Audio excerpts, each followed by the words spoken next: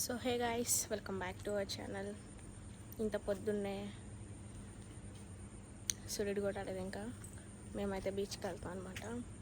అదే ఆటో మా ఫ్రెండ్ వాళ్ళ డాడీ, నేను, కీర్తి, మినీ అండ్ వాళ్ళ ఫాదర్, మదర్ అండ్ వాళ్ళ బ్రదర్ కూడా మేమందరం కలిసి బీచ్కి వెళ్తాం. సో ఫుల్ ఎంజాయ్ చేస్తాం.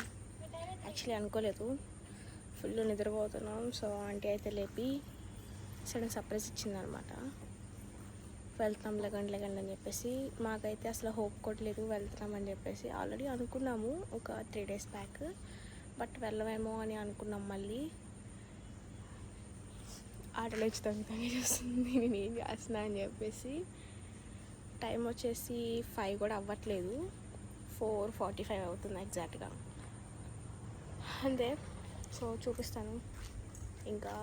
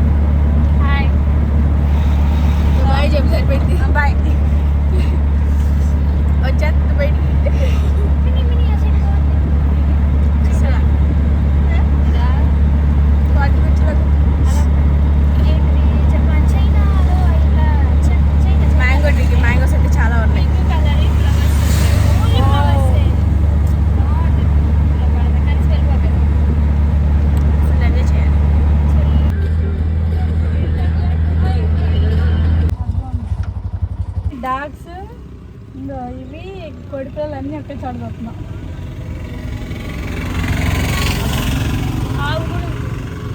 ఆంటీ ఫస్ట్ మీరు, మీ వెనకాల ముగ్గురు మేము.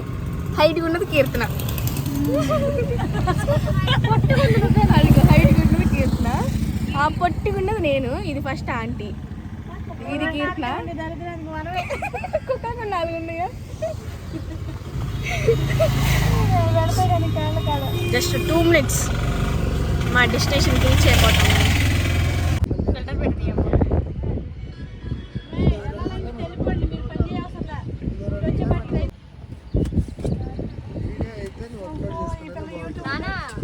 మేమైతే సన్ రైజ్ చూద్దామని 3:30 or 4కి స్టార్ట్ అవుదామని అనుకున్నాము. బట్ అయితే అసలు అవ్వలేదు. స్టార్ట్ అయ్యేసరికి 5 o'clock అయిపోయిందనమాట.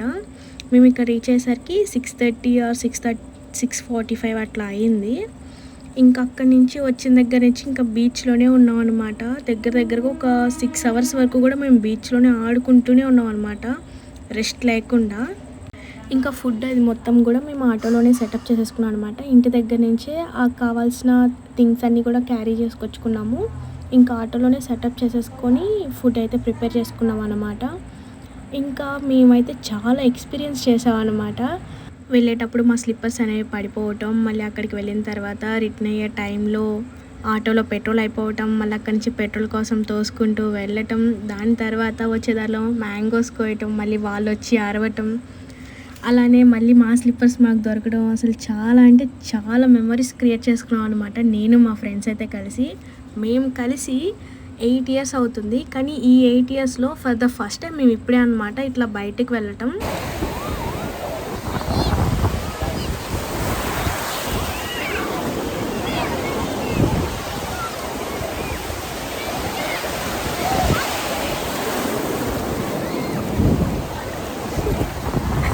చచ్చిపోయాడు అనుకున్నా.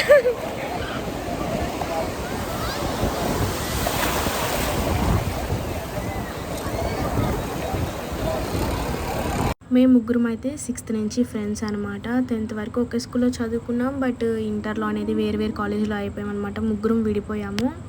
ఐ హోప్ మా ఫ్రెండ్షిప్ అనేది ఎప్పటికీ ఇలానే ఉండాలి అంటిల్ మై లాస్ట్ బ్రీత్.